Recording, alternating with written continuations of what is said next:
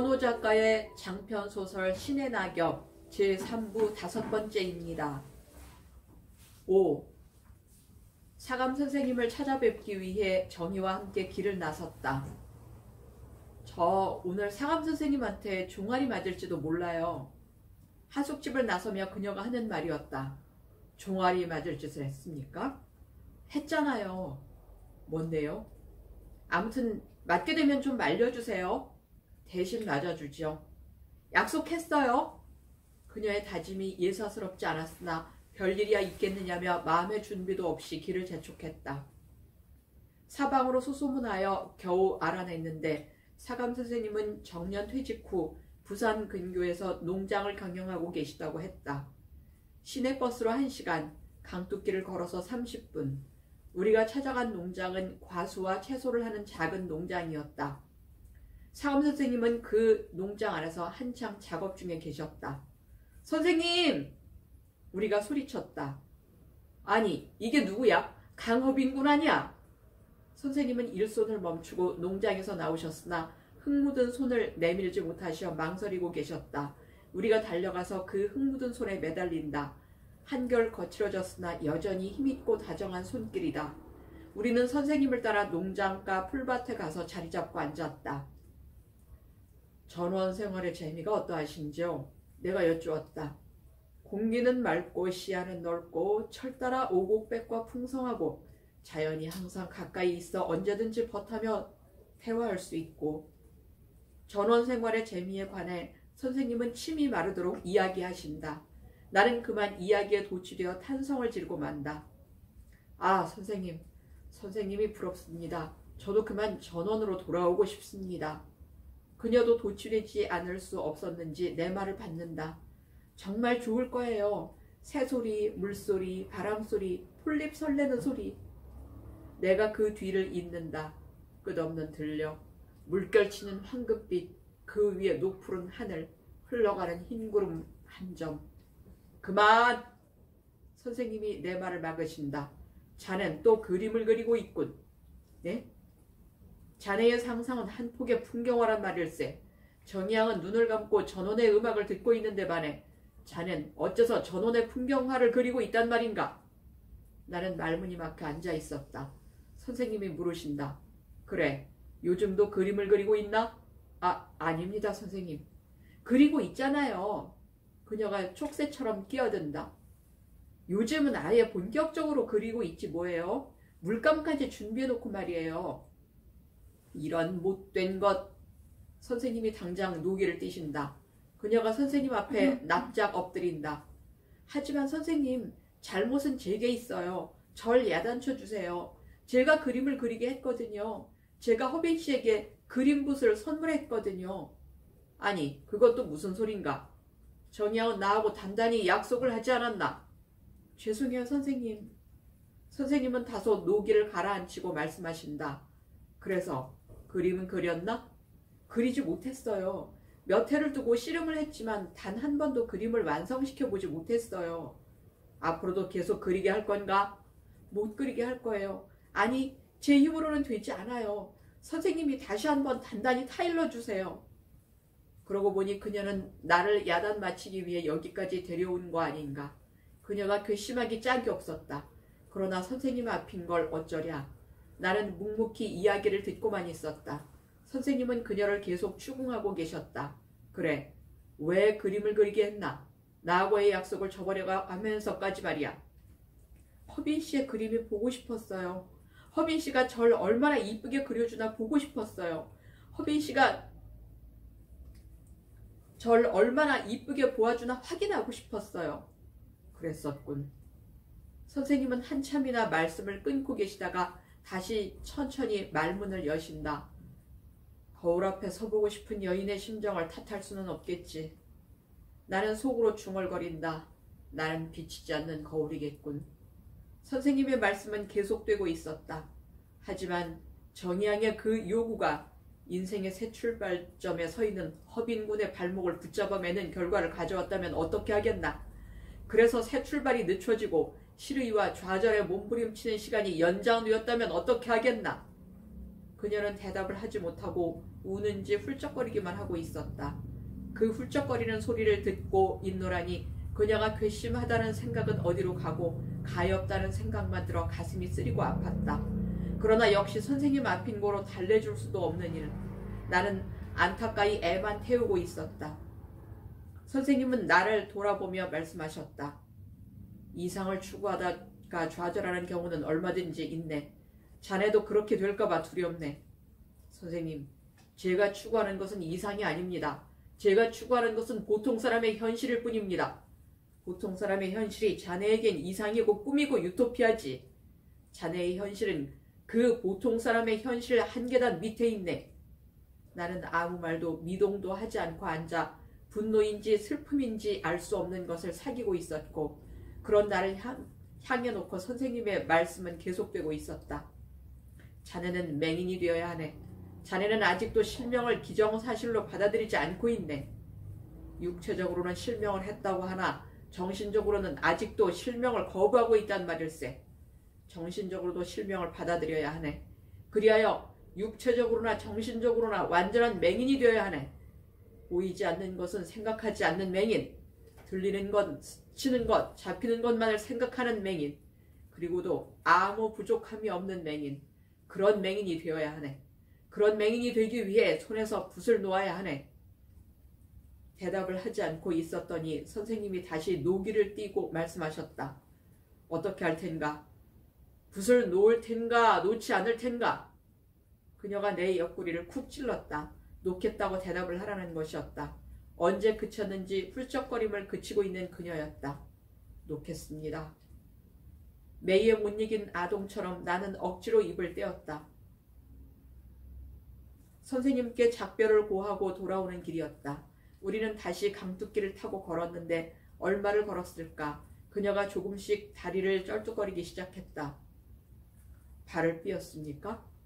걷지 않다가 걸어서 그런지 발이 좀 아파요. 그녀를 풀밭에 앉히고 신발을 벗겨보았더니 오른발 안쪽에 파달만한 물집이 생겨 있었다. 신발 가죽이 그녀의 여린 살을 파먹은 것이었다. 어떡하죠? 이런 시골에 약방이 있을 리도 없고. 나는 애처로운 마음으로 그녀의 발을 붙잡고 허둥대고 있었다. 괜찮아요. 염려 마세요. 조금 아플 뿐이니까요. 좀 쉬고 나면 나을 거예요. 그녀는 내 손에서 발을 빼내며 나를 끌어다가 그녀 옆에 앉혔다. 아픈 발을 쉬며 할 이야기가 있다는 것이었다. 워이 워이 하루를 마무리하는 농부들의 노랫소리가 잔물결 소리와도 같이 아득하게 들리고 강바람은 살금살금 제 방을 기어오르기에도 지쳐 있었다. 지는 해는 우리 등 뒤에서 발소리를 죽이고 저 멀리 우리 앞에 놓인 강은 누운 채로 지는 해를 작별하여 보내고 있을 것이었다. 선생님과의 약속 꼭 지키시는 거죠? 다시 한번 다짐을 받아두자는 듯 그녀는 조심스럽게 말을 꺼냈으나 나는 대답을 하지 않았다. 그 이야기라면 더 이상 하고 싶지 않아서였다. 왜 아무 말씀도 안 하세요? 발 좀 나았습니까? 그새 나아요? 왜 딴전이냐고 그녀는 내 옆 얼굴에 대고 쏘아붙였다. 먼 곳의 갈립 흩날리는 소리는 빗소리와도 같이 적막하고 시들고 쇠잔한 풀잎들을 쓸고 가는 강바람 소리는 할머니의 빗질 소리와도 같이 힘에 겹다. 그림 그리지 마세요. 그녀는 빗소리 같은 갈립 흩날리는 소리에 그녀의 목소리를 섞었고 그림 그릴 겁니다. 나는 할머니의 빗질 소리 같은 풀잎 쓸리는 소리에 나의 목소리를 섞었다. 그렇게 섞어가며 우리의 대화는 계속되고 있었다. 무엇을 그릴 건데요? 몰라서 묻습니까? 제 얼굴을 그리고 싶으신 거죠? 두말하면 잔소리죠. 보지 못한 제 얼굴을 어떻게 그린다고 그러세요? 꿈속에서 보았다고 하지 않았습니까? 그 후에도 나는 또 한 번 정희 씨 얼굴을 보았습니다. 안타깝게도 또 놓치고 말았지만 말입니다. 하지만 언젠가는 또다시 보일 날이 있을 겁니다. 그때는 내 기필코 그림을 그리고 말 테니 두고 보십시오. 나는 비치지 않는 거울이 아닙니다. 나는 비치든 거울입니다. 아름다운 정희 씨를 멋지게 그려내는 날이 있을 테니 기다려주시기만 하십시오. 농부들 서너 명이 느린 걸음으로 우리 등 뒤로 지나가고 있었으므로 그녀는 농부들의 발소리가 멀어지기를 기다렸다가 말을 계속했다. 꿈에서 깨어나세요. 꿈속의 얼굴은 제 얼굴이 아닐 거예요. 생각해 보세요. 한 번도 본 적이 없는 얼굴이 꿈속에서라고 어떻게 보일 수 있겠어요. 정희 씨 얼굴이 아니면 누구의 얼굴이란 말입니까? 저 이전에 다른 여자, 일찍이 매혹적인 아름다움으로 당신의 감동을 사로잡아버린 여자. 하지만 이름도 성도 목소리도 모르는 여자. 그 여자의 얼굴이 아닐까요? 그 여자가 누굽니까? 나에게 그런 여자가 있었단 말입니까? 꿈속에서 나는 그 여자를, 정희 씨가 아닌 그 여자를 포옹하고 키스하고 애무했단 말입니까? 말도 안 되는 소리라고 나는 흥분을 감추지 못했고 그녀도 흥분을 이기지 못해 음성을 떨고 있었다. 네, 그래요. 그래서 저는 슬펐어요. 당신의 순백의 영혼 위에 제 모습을 새겨넣는 것이 소원이었던 저로서는 당신의 영혼이 이미 다른 누군가에 의해 점령되어 있다고 생각했을 때는 슬프지 않을 수 없었어요. 그 얼굴이 누구의 어떤 얼굴인지 모르지만 미워서 견딜 수 없을 것 같았어요. 비록 꿈속이긴 하지만 저 아닌 다른 여인이 저를 가장하고 나타나서 제가 받아야 할 키스와 포옹과 온갖 애무를 대신 받고 있다고 생각되었을 때는 한없이 불쾌하기까지 했어요. 아, 이 무슨 탐지도 않은 오해란 말인가. 나는 입에 거품을 물지 않으면 안 되었다. 이 강호빈에게 정희 씨 이전에 다른 여자는 없었습니다. 정희 씨 이전에 아름다운 얼굴도 없었습니다. 이 강호빈에게 있어서 정희 씨는 처음이자 마지막이며 최고이자 최상이며 최대입니다. 알아요. 알고 있어요. 제가 왜 그걸 모르겠어요. 안다면 어떻게 그런 말을 할 수 있단 말입니까?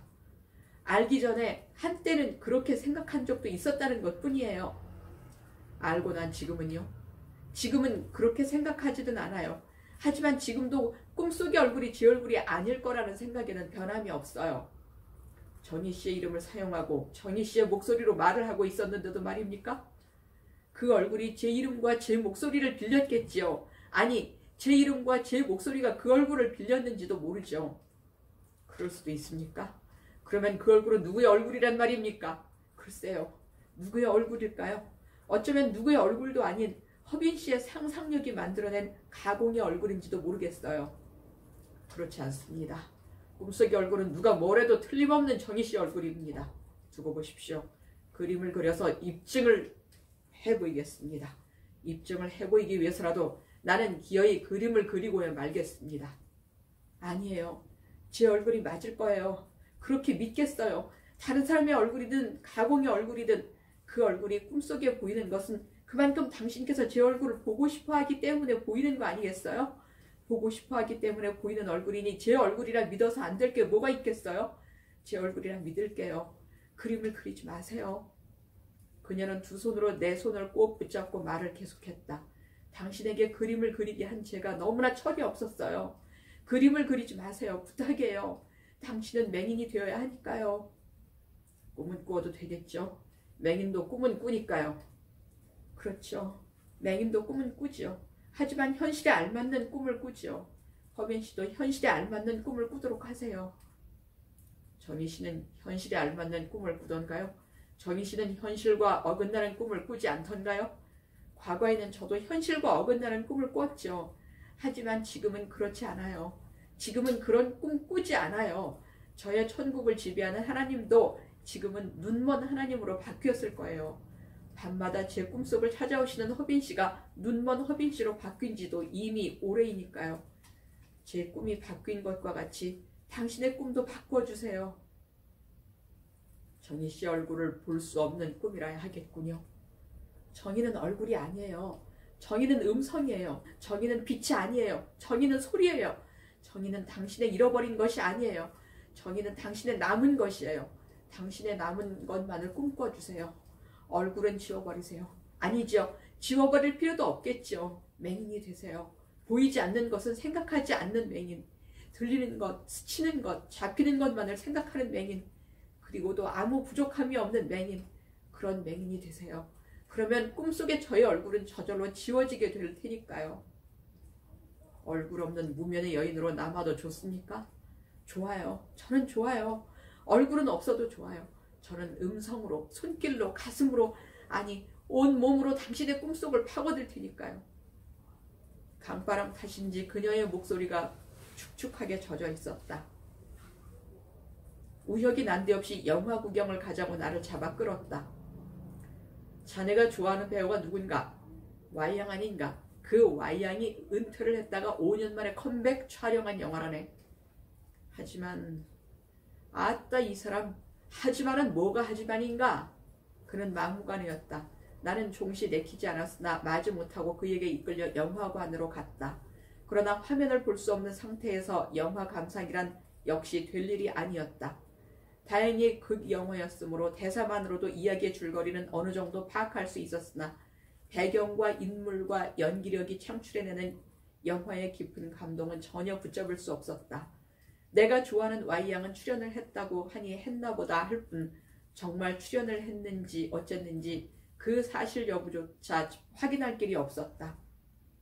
대사가 있다고는 하나 대사 중의 목소리는 Y양의 목소리가 아니고 성우 K양의 목소리였다.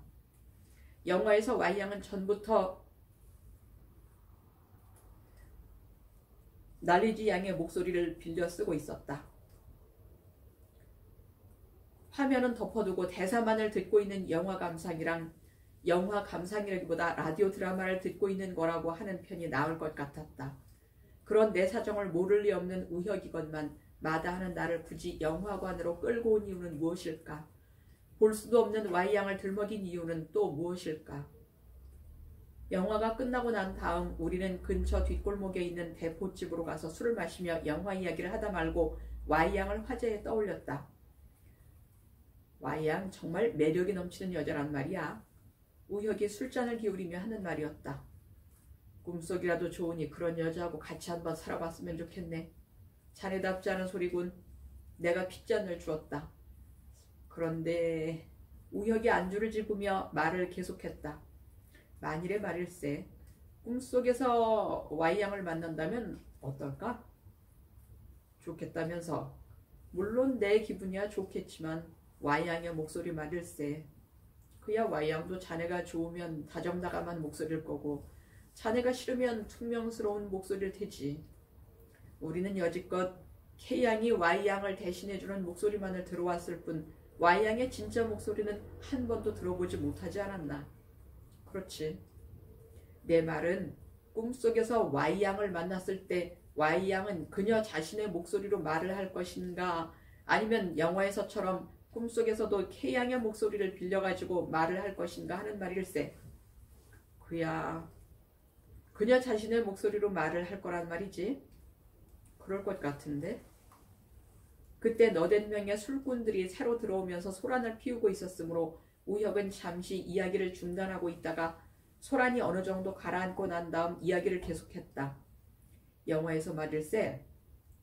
어서 계속해보게. 나도 잠옷 흥미있는 문제라고 생각하며 이야기를 재촉했다. Y양이 K양의 목소리를 빌렸다고 할 수도 있지만 K양이 Y양의 얼굴을 빌렸다고 할 수도 있을 걸세. 그렇게 말할 수도 있겠군. 우리는 Y양의 진짜 목소리를 들어본 적이 없듯이 K양의 진짜 얼굴도 본 적이 없네.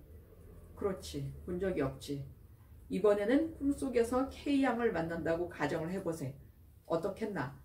K양 자신의 얼굴을 가지고 있을까? 아니면 영화에서처럼 꿈속에서도 Y양의 얼굴을 빌려가지고 있을까? 그 또한 마찬가지가 아니겠나? K양 자신의 얼굴을 가지고 있을 거란 말이지? 그럴 것 같은데? 과연 그럴까? 우혁은 담배를 꺼내어 나에게 한 개피를 물리고 자신도 한 개피를 물고 그리고 한 개피의 성냥을 그어 두 개피의 담배에 차례로 불을 붙였다. 나는 담배 연기를 한 모금 빨아 마시고 나서 이야기를 계속했다. 아니면 꿈속에서도 영화에서처럼 Y양은 K양의 목소리를 K양은 Y양의 얼굴을 빌려가지고 나타날 거란 말인가? 내 생각엔 그럴 것만 같은데? 그러면 어떻게 되는 건가? Y양의 얼굴에 K양의 목소리 또는 K양의 목소리에 Y양의 얼굴을 결국 둘이 같다는 말이 아닌가? 그렇군. 꿈속에서 둘을 한꺼번에 만난다면 어떻게 되겠나? 두 사람은 얼굴과 목소리가 꼭 같지 않겠나? 그렇게 되겠군.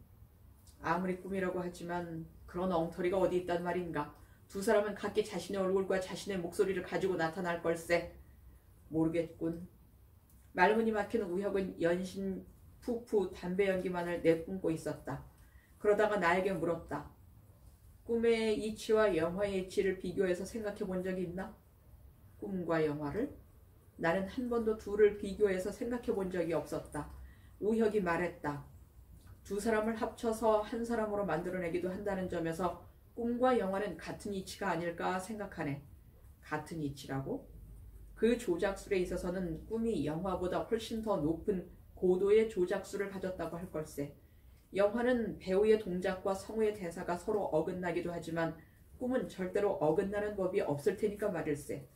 꿈은 1.1획의 오차도 없이 두 사람을 완벽하게 한 사람으로 만들어낼 테니까 말일세. 꿈은 마술사군. 내가 말했다. 위대한 마술사지. 하지만 전지전능하지는 못해. 전지전능하지는 못하다고? 나는 머리를 극적거리고 있었다. 소란을 피우며 들어온 술꾼들이 계속 시끄럽게 떠들어대고 있었다. 자리를 옮기세. 우혁이 나를 일으켜 세웠다. 우리는 대포집을 나와 가까운 곳에 있는 찻집으로 가서 구석진 곳에 자리를 잡고 앉아 차를 식히고 나서 이야기를 계속했다.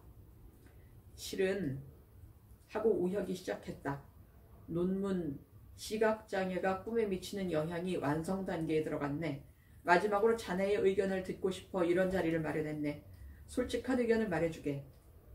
내가 무엇을 안다고 의견을 말하겠나? 자네의 연구 결과부터 말해보게. 먼저 물어보겠네. 우혁은 한참을 망설이다가 조심스럽게 입을 열었다. 이석인 애들을 꿈속에서 본 적이 있나? 있네.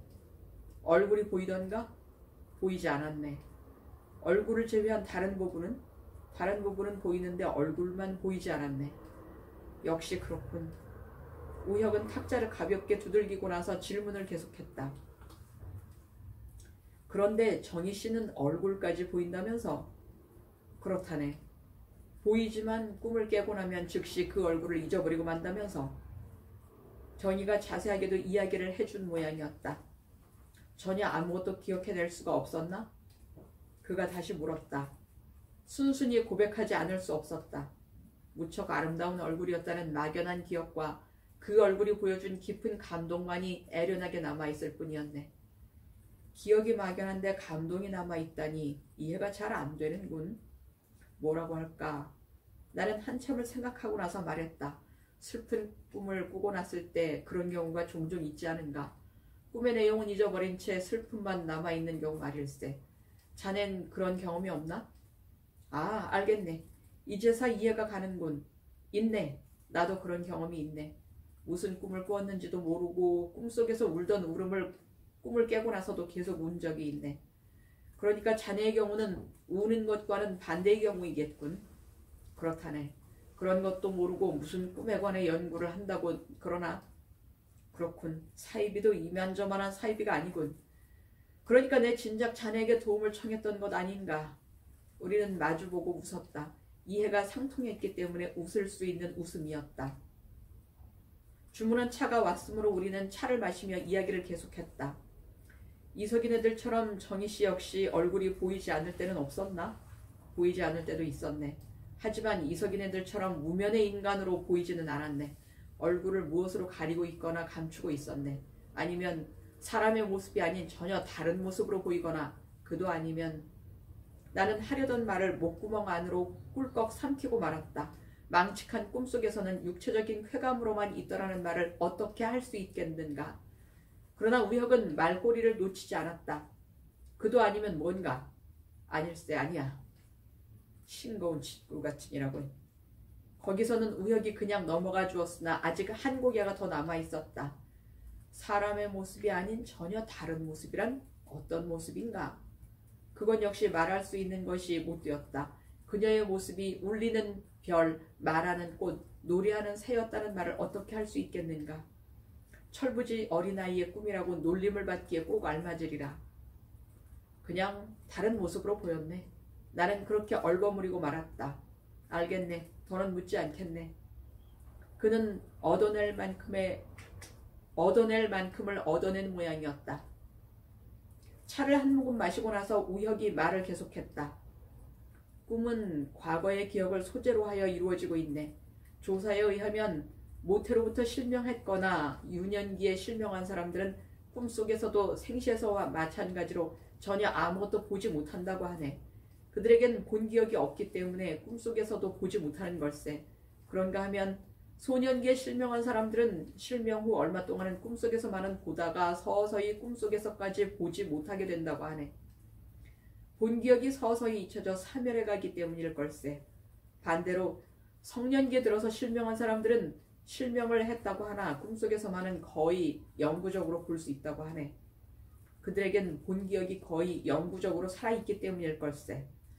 그러면 성년기에 실명한 사람들의 경우 그들 주변 사람들의 얼굴이 실명 후 꿈속에서 어떻게 보일 것인가 하는 것이 문제가 되네. 물론 실명하기 전부터 알고 지내는 사람들, 곧 얼굴을 아는 사람들의 얼굴은 실명 후에도 꿈속에서만은 그대로 볼 수가 있네. 그러므로 실명하기 전부터 알고 지내는 사람들의 얼굴은 그렇다 치고 실명 후에 알게 된 사람들, 즉 얼굴을 알지 못하는 사람들의 얼굴은 어떤 것인가? 보일 것인가? 보이지 않을 것인가? 보인다면 어떻게 보일 것인가 하는 것이 문제일세. 우혁은 차를 한 모금 더 마시고 나서 계속했다. 꿈이 과거의 기억을 소재로 하여 이루어지고 있는 것이 사실이라면 보이지 않아야 하는 것이 이치에 부합하네. 그러나 실물과 일치한가 하지 않은가 하는 것이 문제이지 보일 수도 있네. 사람의 얼굴 모습에는 일반적인 모습이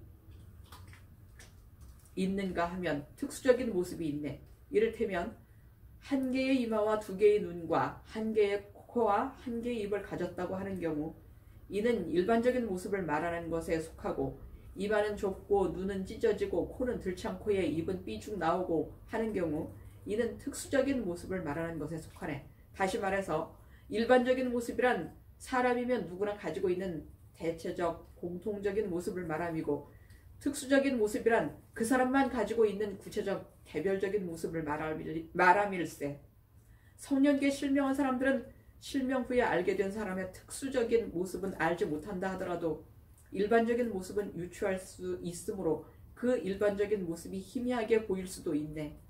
얼굴이 아닌 신체 다른 부분에 대해서도 마찬가지로 일반적인 형상이 있는가 하면 특수적인 형상이 있으므로 그 일반적인 형상이 희미하게 보일 수도 있네.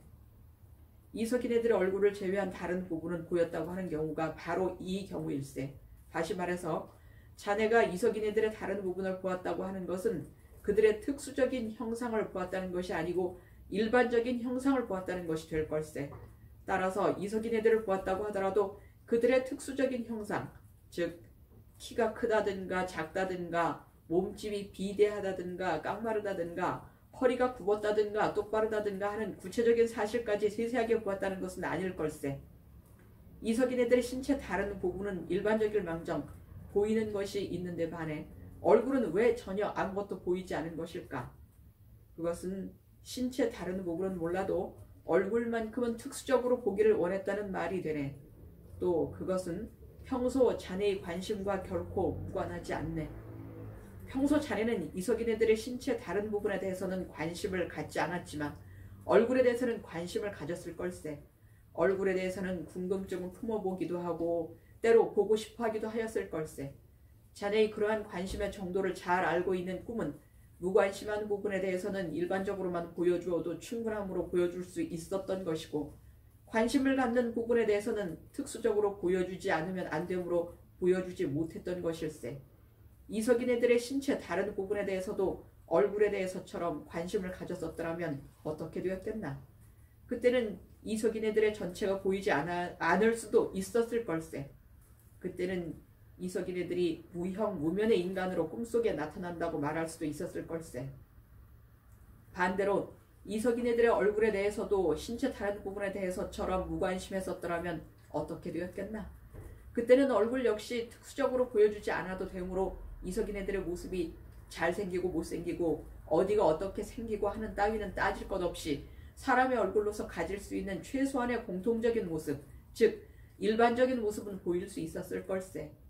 그때는 이석이네들의 전체가 다 보인다고 말할 수도 있었을 걸세. 하면 나는 우혁의 말을 중간에서 잘랐다. 정희 씨 얼굴을 보았다는 경우는 어떻게 되는가? 그 또한 일반적으로 보았다는 말이 되는가? 그 말은 무슨 말인가? 자네 주장대로라면 평소에 내가 정희 씨 얼굴에 대해 무관심했었다는 말이 되네. 그럴 수가 있는가? 정희 씨 얼굴을 이석인의 발바닥같이 생각할 수가 있었겠는가 말일세. 그럴 수는 없네. 그럴 수는 없고 말고. 우혁은 이야기가 제대로 풀려나간다고 무릎을 쳤다. 흥분하지 말게. 내가 왜 자네 심정을 모르겠나. 내 이야기를 마저 들어주게. 우혁의 이야기는 계속되었다. 자네는 이 세상 그 무엇보다도 그 누구의 얼굴보다도 정희 씨의 얼굴을 보고 싶어하고 있네. 그런 자네의 꿈에 정희 씨의 모습이 일반적으로 보이고 말았다고는 생각할 수 없네. 이석인들의 얼굴을 보는 데 있어서도 그럴 수 없었거늘 하물며 가장 보고 싶은 얼굴 정희 씨의 얼굴을 보는 데 있어서야 더 말할 필요가 있었겠는가? 보다 구체적 특수적으로 보였을 걸세. 꿈은 욕구의 충족이며 소망의 실현이라고 일찍이 프로이드가 설파했네. 자네의 꿈은 보고 싶은 욕구 때문에 생겨난 것이며 따라서 그 꿈은 자네의 욕구를 충분히 충족시켜주고도 남음이 있었을 걸세. 자네는 정희 씨의 모습을 보다 구체적 특수적으로 보았을 것이라고 믿어 의심치 않네. 그러면 본 기억이 없는 정희 씨의 얼굴이 어떻게 꿈속에서 보다 구체적 특수적으로 보일 수 있었을까? 무슨 꿈 이야기를 그렇게 재밌게 하세요? 빈잔을 거들어온 다방 아가씨가 말참견을 했다. 우혁은 아가씨를 보내고 나서 이야기를 계속했다. 성년기에 실명한 사람의 꿈속에서는 본 기억이 없는 얼굴이라 할지라도 보다 구체적, 특수적인 모습으로 선명하게 보일 때가 있네. 꿈꾸는 대상에 대해서 평소에 관심 이상의 관심을 가졌을 때 그런 꿈을 꾸게 되네. 꿈은 과거의 기억을 소재로 하여 이루어지고 있지만 과거의 기억을 그대로 보여주는 일은 거의 없고 대부분의 꿈은 과거의 기억을 소재로 하여 사건을 왜곡하거나 대상을 바꿔치기해서 보여주게 되네. 대상을 바꿔치기 하는 경우 A와 B를 맞바꾸기도 하지만 A와 B를 합치고 조립해서 제3의 C를 만들어내기도 하고 A나 B를 변형시켜서 D나 E를 만들어내기도 하네. 성년기에 실명한 사람이 실명 후에 알게 된 사람을 꿈속에서 보다 구체적, 특수적으로 볼 수 있는 것은 이와 같이 조립 또는 변형에 의해서 만들어진 가공의 형상이나 모습을 보게 되는 것일세. 따라서 아무리 구체적, 특수적으로 선명하게 보인다고 하더라도 가공의 형상이나 모습이 보이는 것에 불과하므로 그것이 실물의 그것과 일치한다고는 할 수 없네. 정희 씨의 얼굴이 보인 경우가 바로 이 경우에 속할 걸세. 그 얼굴은 누구의 얼굴과 바꿔치기를 한 얼굴이거나 아니면 조립 또는 변형에 의해서 만들어진 가공의 얼굴이 보인 것일 걸세. 따라서 아무리 선명하게 보였다고 하더라도 그 얼굴은 정희 씨의 진짜 얼굴이 아니었을 걸세. 우혁은 내 눈치를 살피고 있었고 나는 말없이 손가락 마디만 꺾고 있었다. 어떤가 내 이야기가? 그가 물었다. 연구를 많이 했군. 꿈은 그런 걸세. 꿈은 그런 거라고 알아주게. 알고 있네. 자네가 아는 만큼은 나도 알고 있네. 그런데 아직도 풀리지 않는 수수께끼가 하나 있네. 우혁이 담배에 불을 붙여 나에게 물려주며 말했다. 아무리 가공의 얼굴이라 하더라도 꿈속에서 선명하게 보았다면 꿈을 깨고 나서도 생각나야 할 텐데 왜 생각나지 않는지 그 점이 나로서는 풀리지 않는 수수께끼일세. 꿈의 전체가 생각나지 않는다면 모르지만 다른 것은 다 생각나는데 얼굴만 생각나지 않으니 이상하지 않은가? 대꾸하지 않고 담배 연기만 계속 빨아마시고 있었더니 우혁이 다시 짓거리기 시작했다. 아닐세. 이상할 것 없네. 부분적으로 생각나지 않는 경우도 얼마든지 있을 수 있을 테니까 말일세. 확실한 것은 누가 뭐래도 꿈속의 얼굴은 정희 씨의 진짜 얼굴이 아니라는 걸세. 그것만 믿어주면 되네. 어쩌면 그렇게도 손발이 잘 맞는가? 자네하고 정희 씨는 말일세. 일심동체 같군. 뭐라고? 우혁은 어이가 없다고 허허 소리내어 웃고 있었다. 그 웃음소리가 비참해진 내 심정을 더욱 비참하게 만들어 놓고 말았다. 수제 데리고 살지 그러나? 나는 쥐고 있던 담배를 우혁을 향해 획 집어던졌다. 이 자식이! 우혁이가 철썩철썩 내 따귀를 갈기고 있었다. 으악!